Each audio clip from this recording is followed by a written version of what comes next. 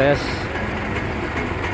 penyambungan antara truk molen dengan konkrit pump dengan pompanya. Itu proses pertamanya, disemprot dulu.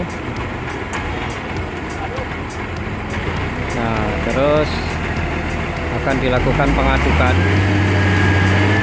selama berapa saat sebelum nanti dipompa.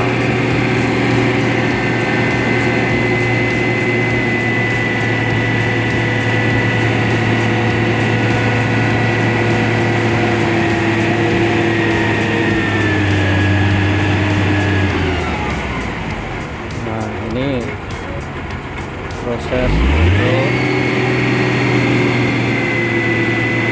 motoran.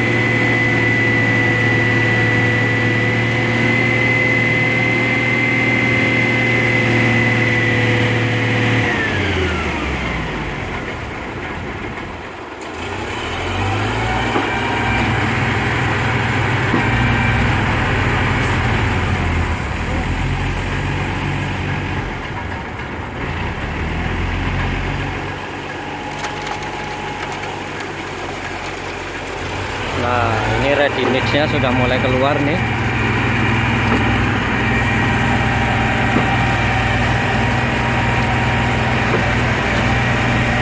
Nah, itu di atas kita lihat corannya atau ready mix-nya sudah keluar. Harus dipegangi oleh 2 orang biar lebih mantap. Terus kita menggunakan vibrator juga, vibrator cor ya, sehingga akan lebih padat nanti.